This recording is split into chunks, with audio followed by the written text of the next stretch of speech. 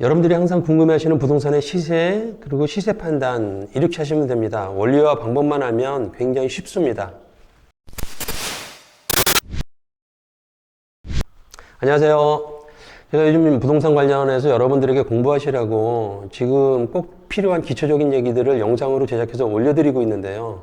사실 어떻게 보면 여러분들은 이런 영상보다는 뭐 금매라든지 돈 될 땅에 관심이 더 많으신 거 제가 압니다. 그런데 제가 지금 현재 35년 경력의 실전 실무를 겸한 부동산 전문가이고, 현재 양평군에서 주식회사 그린 이데아라는 부동산 투자개발 컨설팅 업체를 운영을 하고 있습니다. 주로 부동산 투자 컨설팅하고 가치 만들기를 통한 수익 창출을 목적으로 하는 투자자들의 개발, 처분 이런 것들을 운영 관리해드리고 있고요. 주로 개발 사업을 하려는 분들하고 투자용으로 부동산을 구입하려는 분들에게 양평군에서는 정말 최적화된 시스템과 부동산 분석 능력과 기획력을 보유한 독보적인 회사라고 보시면 됩니다. 그렇기 때문에 저희 사무실에는 항상 정말 여러분들이 생각지도 못한 말도 안 되는, 정말 그래요. 저렴한 부동산 급매물도, 그리고 정말 투자 가치가 있는 매물들이 많지는 않아도 항상 몇 개는 항상 있어요. 그런데 제가 저희 채널에서 아직 이러한 매물, 광고 홍보를 안 하는 이유가, 우선은 먼저 여러분들이 저와 같은 전문가들하고 부동산 투자를 함께 하려거나 아니면 또 좋은 물건을 다른 데 가서 구입하시려면 여러분들도 일단 부동산의 흐름을 볼 수 있는 종합적인 기본 스킬을 좀 익히셔야 돼요. 부동산을 사고 팔거나 투자를 하는데 남의 판단함에 맡기고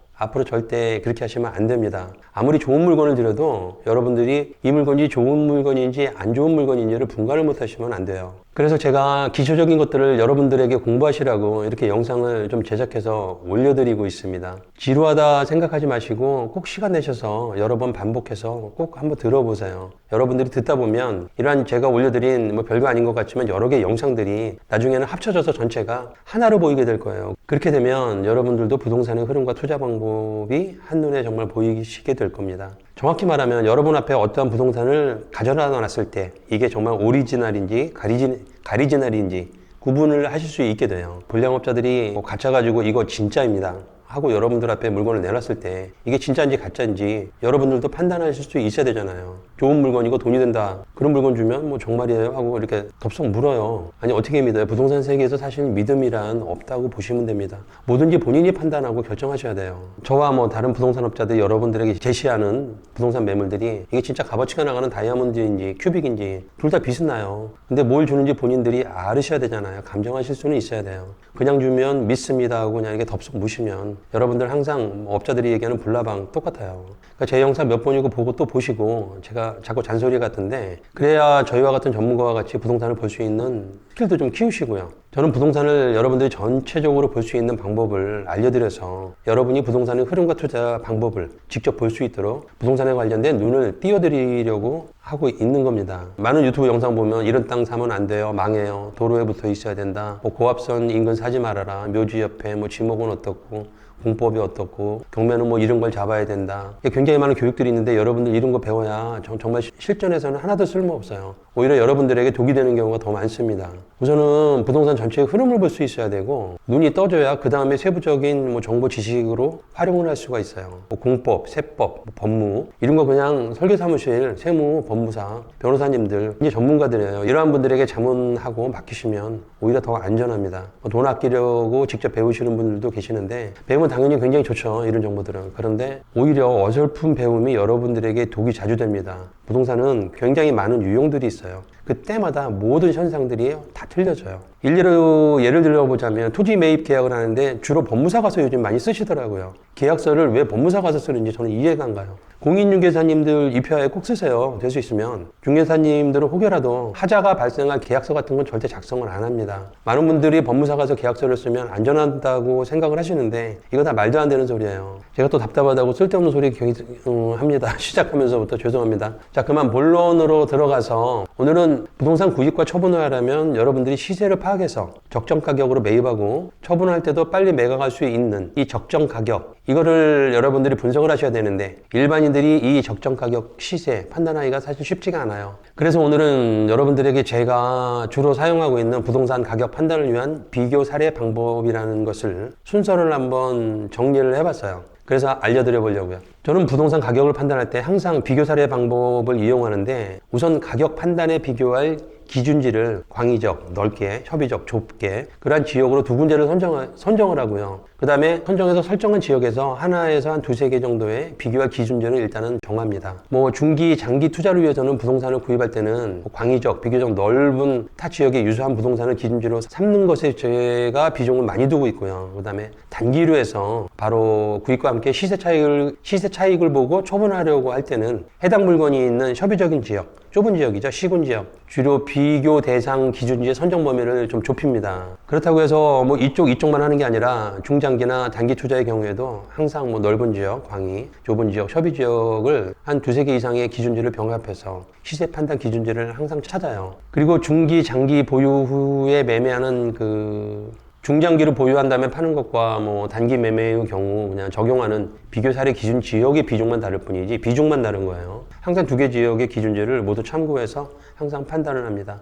참고로 제가 지금부터 설명하는 이 방법은 뭐 학문화되고 체계화된 것은 절대 아니고요. 비교 사례 방법으로서 제가 실전에서 항상 사용하는 저만의 방법이기 때문에 뭐 어떻게 보면 쉬울 수도 있고 간단할 수도 있어요. 그런데 사실 하다 보면 굉장히 좀 정확하더라고요. 자, 비교 사례 방법 지금부터 한번 시작해 볼게요. 우선 시세 판단을 위해서 비교할 기준지를 정해야 돼요. 그죠? 시세 판단을 위한 기준지를 정할 때 어떠한 기준으로 비교할 기준지를 정해야 되는지. 자, 첫 번째로 시세 판단하려는 부동산의 최유 활용 용도를 일단은 결정을 지으셔야 돼요. 어떤 부동산을 봤다 그러면 가장 많은 수요층을 타깃으로 해서 활용 용도를 일단은 결정을 하셔야 됩니다. 이 토지는 전원주택지다. 이 토지는 상가용지다. 이런 활용 용도를 우선 정하셔야 돼요. 두 번째로 시세 판단하려는 부동산의 수요층의 집합을 조사하셔야 됩니다. 수요층을 조사 분석하는 데에도 또한 세 가지 기준을 두고 있어요. 누가 어디서 와서 왜. 누가는 어떤 사람들이 되겠죠. 수요자들이. 어디서 와서 뭐 때로는 지역 사람들이 수요자가 되기도 하고 왜 사는지 굉장히 중요해요. 왜 사람들이 이 부동산을 구입하려고 하는지 이렇게 보다 보면 그럼 여기서 수요층이 출발하는 지역이 결정이 되고 수요층의 거주지하고 대상지와의 거리가 결정이 됩니다. 그 다음에 세 번째로 시세 분석을 하려는 대상지의 수요층이 거주하는 거리와 유사한 비교 분석할 다른 지역을 결정하셔야 돼요. 그러니까 수요층이 거주하는 지역에서 시세 분석하려는 대상지와의 거리, 교통 여건, 그리고 대상지가 속한 지역의 특성, 이러한 유사한 지역을 선택하시면 됩니다. 예를 들자면 양평군의 전원주택지 시세를 알아보려고 한다면 서울에서 양평과 거리가 유사한 남양주, 가평의 초입 또는 강화도나 좀 거리가 멀긴 하지만 또 여주, 이천 등 이러한 지역에서 양평군하고 거의 근접한 거리가 서울에서 유사한 지역을 일단 먼저 설정을 하시면 됩니다. 그 다음에 네 번째, 비교 분석 기준지를 선택할 지역 안에서 비교 분석 대상지와 유사한 부동산의 개별 특성, 형태, 도로, 면적, 이러한 유사한 여건을 가진 대상지들을 찾아내서 기준지를 설정을 하세요. 그리고 다섯 번째, 설정한 비교 대상 기준지들의 최근 거래 가격을 웹사이트가 있어요. 여기를 통해서 그 인근 토지의 시세를 한번 파악을 한번 해보세요. 그리고 마지막으로 여섯 번째, 가격 비교를 하면서 나름대로 조사한 가격을 확정을 지으시는데 여러분들이 여기에 대해서 무조건 확신을 가지세요. 여러 번 하다 보면 확신이 굉장히 중요해요. 이게 단계가 굉장히 여러 가지 많기는 한 것 같지만 굉장히 단순해요. 자주 하시다 보면 굉장히 단순해요. 이게 비교 사례 분석 방법이라는 게 보통들 얘기하시잖아요. 내가 이 가격 주고 이거 살 바에는 차라리 가평 가서 산다. 이게 바로 비교 사례 방법이에요. 그리고 제가 다른 영상에서도 항상 얘기하지만 개발되지 않은 미개발지의 시세 비교 분석을 하실 때는 구입하려는 토지를 다른 용도로 활용하기 위한 개발비를 그 토지 가격에다 합산하셔서 이 가격을 매입 가격으로 보셔야 돼요. 개발 공사비 안 들어간 토지는 거의 없어요. 여러분들 공사할 거 거의 없다고 그러는데 이런 경우에 비교 분석 사례 대상 기준지를 그 인근에 있는 대지라든지 그다음에 아니면 전용이 완료된 그런 토지를 기준지로 반드시 삼으셔야 돼요. 주로 근린 시설 부지나 상가 건축 부지는 장기적 투자로 구입할 거기 때문에 광역적 범위에서 도시의 규모, 인구수, 그 다음에 도시의 성격들을 조사해서 유사한 도시를 선택하고 그 안에서 비교 분석할 기준지를 설정하시고 가격 비교를 하시면 됩니다. 그리고 또한 양평군에서 단기 차익을 노리고 부동산을 구입하려고 할 때에는 비교하고자 하는 기준지를 구입하시려는 토지의 인근 토지로 관내 토지로 설정하셔도 괜찮아요. 단기 차익을 보실 거기 때문에.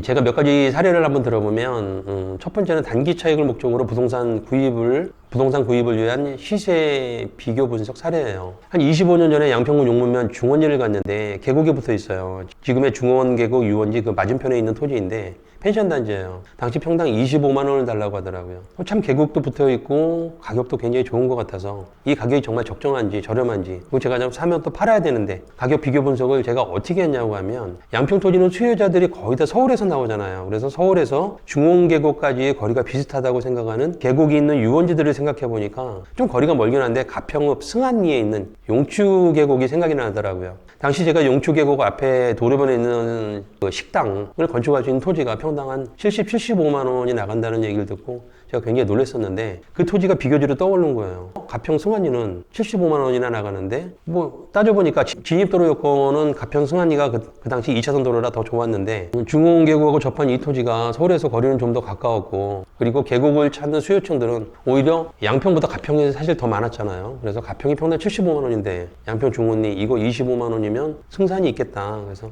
사람들이 토지 가치를 아직 인지를 못하고 있다는 얘기죠. 식당 허가나는 용도도 똑같고 계곡도 붙어있고 생각해보니까 매매한다는 중원리 토지 가격이 너무 싼 거예요. 그래서 제가 이 토지를 흥정을 해서 23만 원에 구입을 했어요. 그래서 23만 원에 구입을 해서 28만 원에 모두 바로 다 처분을 했어요. 그러니까 저는 구입할 때 단기 차익을 노리고 한 것이고 처분할 때도 사람들에게 가평 승안리에 있는 용추계곡이라는 곳에 토지가 평당 75만 원이나 나간다. 근데 여긴 그렇게 나가지 않는다. 이렇게 그 이유를 비교 사례로 설명하면서 모두 다 팔았어요. 제 얘기를 듣고 사람들이 이해를 하고 납득을 하고 다 구입하시더라고요. 지금은 이곳에 전체가 지금 펜션 단지가 들어와 있고 평당 한 120만 원 정도 나간다고 하네요. 그 다음에 비교 시세 분석 두 번째 사례는 그 장기 투자를 목적으로 하는 비교 분석을 활용한 사례인데요.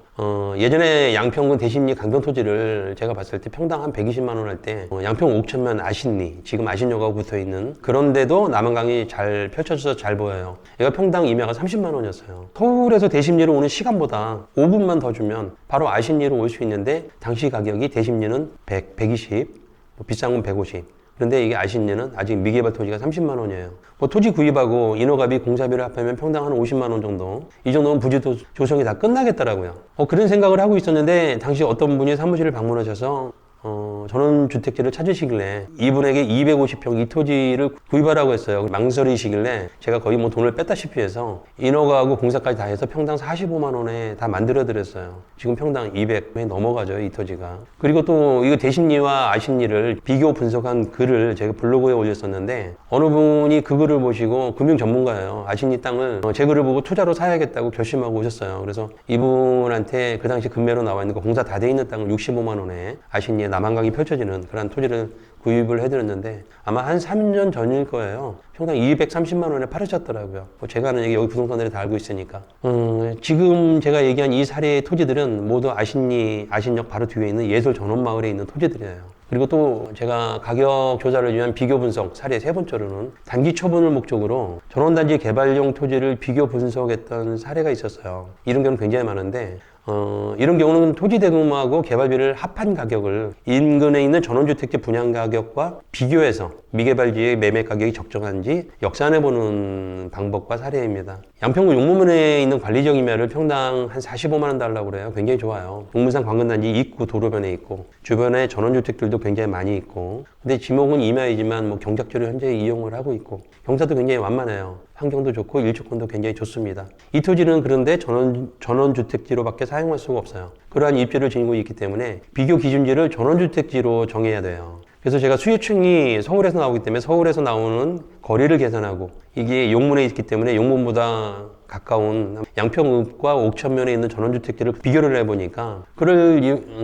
왜 가까운 데에 있는 걸 봤냐면 경쟁력이 있어야 되잖아요, 처분할 때. 그러니까 옥천면 양평읍에 있는 전원주택지가 당시 100만 원 정도. 근데 용문면 토지가 아무리 사람들한테 인기가 있고 거래가 막 된다고 해서 부동산들이 싸다고 해요. 그래서 45만 원에 사라고 하는데 인허가비하고 개발비 다 합하면 평당 한 70만 원. 거기에다가 개발부담금까지 가산을 하면 평당 75에서 80만 원이 돼요.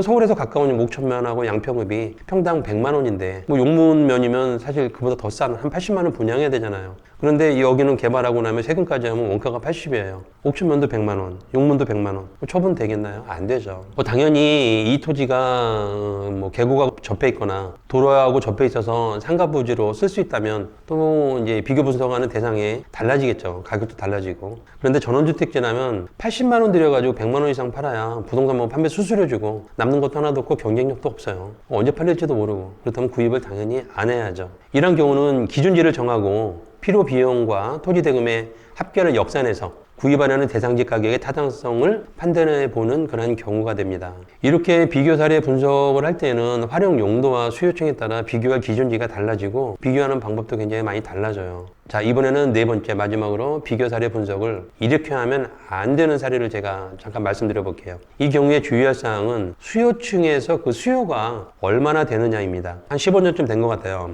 차를 타고 청운면을 지나가는데 차창 밖으로 청운면에서 전원주택지 개발 중인 단지가 보여요. 그런데 그분이 저한테 하는 말이 이 청운면에도 저렇게 단지 개발을 하니까 가격도 여기 굉장히 저렴하다. 평당 한 10만 원대니까 매입을 해서 한번 단지 개발을 해서 분양해보라고 하더라고요. 그래서 제가 앞서 얘기한 방법대로 비교 사례 분석을 해보니까 가격은 분명히 사업 수익성이 있어요. 그런데 중요한 게 수요층 분석에서 수요층의 수요를 생각해보면 이런 결론이 나와요. 서울에서 양평군으로 나오는 전원주택지 수요층을 100이라고 가정했을 때 거의 뭐 양서, 옥천, 서종 이런 지역으로 거의 60, 70% 정도가 몰리고 용문명, 강상, 강화 이런 지역으로 한 30, 40%가 몰리고 그 외 지역은 거의 한 10% 정도 비율을 받게 되지 않아요. 근데 수요층은 있지만 청운면이라는 지역이 구입자들의 수요층이 너무 낮아요. 이런 확률의 토지를 매입해서 개발해서 분양하려고 들어가시면 언제 처분해서 자금을 회수할 수 있을지 정말 모르잖아요. 거의 제가 보기에는 확률을 이런 데는 10분의 1이라고 생각을 하고 있어요. 그러니까 시세 분석은 가격의 적정함을 판단하는 것도 굉장히 중요하지만 투자를 생각해서 대상지의 시세 분석을 할 때는 항상 처분의 염두를 두셔야 돼요. 제가 올린 영상 중에서 그 부동산 가격의 세 가지 얼굴이라는 영상을 올렸었는데 한번 꼭 보시고 구입은 반드시 실거래 가격에 처분해도 수익이 남을 정도 그러한 가격으로 구입을 하셔야 됩니다. 오늘은 제가 간단히 부동산 가격 판단의 기준, 비교 사례 방법을 한번 소개해 드려 봤고요. 항상 판단하려는 부동산의 종합적 특성과 활용하려는 방법 등에 따라서 비교 사례 대상지 선정, 이러한 여러 지역, 여러 유형 굉장히 달라지니까 자주 해보셔야 돼요. 많이 해보시다 보면 굉장히 익숙해져요. 굉장히 쉽습니다. 제가 사례를 더 들고 싶은데 뭐 워낙 많은 사례들이라 얘기가 너무 길어지기 때문에 오늘 여기서 말을 마치기로 하고요. 꼭 투자를 위한 가격의 적정성 검토는 나중에 실거래 가격에 여러분들이 처분해도 수익성이 있어야 할 정도로 구입하셔야 된다는 것을 원칙으로 항상 하시고요. 제 영상을 보신 모든 분들은 항상 구입의 적정 가격, 그러니까 부동산 투자를 위한 구입의 적정 가격은 처분할 때에도 환경성이 좋을 정도의 가격이 기준이다. 이렇게 꼭 기억을 하시고요. 처분의 계획은 구입부터라는 말 제가 항상 합니다. 이 원칙도 항상 잊지 마시고요. 그리고 아까 중간에서 잠깐 얘기했지만은 여러분들이 이렇게 시세 비교 분석을 하시다 보면 이게 정말 맞나 이럴 때가 굉장히 많으세요. 근데 맞아요. 확신하시고 자기가 분석한 가격 꼭 신념을 가지고 믿으셔야 되고 그 가격을 기준으로 활동을 하셔야 돼요. 이거 거의 틀리지 않아요. 다음 시간에는 제가 양평 전원주택지 투자 올바로 하려면 어떻게 해야 되는지와 관련된 주제로 한번 얘기를 한번 해볼게요. 양평의 전원주택지들을 구입하실 때 공사가 다 된 땅을 구입하시기도 하고 도로라든지 하수관, 오수관, 기반시설은 돼 있는데 토지는 아직 개발이 되지 않은 미개발지 상태를 구입하시기도 하고 그리고 아무것도 돼 있지 않은 이런 토지들을 타인과 공동으로 아니면 분양을 하는 거 개발 초기에 들어가서 사시기도 하고 여러 가지 형태로 구입을 하시는데 주로 전원주택지는 만약 투자로 전원주택지를 구입하신다면 여러분들이 꼭 개발이 다 완료되어 있는 토지를 사시면 안 돼요. 전원주택지를 투자로 해서 구입을 하시고 처분하신 거는 공식이에요. 계산이 딱 정해져 있어요. 내가 1,000원을 집어넣으면 2,000원이 나와요. 10,000원을 집어넣으면 20,000원이 나와요. 이렇게 뭐 따블이 나오는 건 아니지만 이 가격이 항상 정해져 있어요. 그런데 여러분들이 전원주택지를 사시고 미개발지를 사셨을 때 개발을 전혀 안 하고 그냥 가지고 있다가 그냥 파시려고 그러면 1,000원 집어넣으면 3년이고 5년이고 6년 있어도 그냥 1,000원밖에 안 나와요. 거기다가 구입비, 세금 다 제하고 나면 마이너스 납니다. 그러니까 전원주택지 구입하실 때는 어떻게 해야 되냐, 언제 팔아야 되냐, 오래 가지고 있어서 투자 가치가 있느냐 없느냐. 사실 이거 굉장히 중요하고 굉장히 저 얘기하고 싶어서 죽겠어요. 이게 입이 근질거려서. 양평군에서 전원주택지를 구입하시는 분들이 양평군 부동산을 구입하시는 분들 중에 거의 8, 90%가 다 전원주택지인데 이거 5년, 10년 계속 가지고 계세요. 내가 5년, 10년 가지고 있었으니까 지금은 얼마를 받아야 된다, 얼마를 받아야 된다. 자꾸 이렇게 해서 얘기하시면서 계속 가지고 계신데 제가 이 얘기를 꼭 좀 하고 싶어요. 왜냐하면 저희가 부동산 투자개발 컨설팅을 여러분들한테 많이 해드릴 때 전원주택지를 투자 목적으로 아니면 여러분들이 구입했다가 나중에 쓰기 위해서 구입했는데 팔으실 수도 있잖아요. 이런 분들 같은 경우에는 사실 뭐 실수요보다는 투자 개념이 많을 수도 있어요. 이런 분들한테 꼭 해주고 싶은 얘기예요. 다음 시간 굉장히 어떻게 보면 양평토지에 관심 있는 분들은 굉장히 중요한 얘기가 될 수도 있으니까 꼭 한번 기다리셨다가 들어보셔야 돼요. 자, 오늘은 여기까지. 또 다음에 만나요. 감사합니다.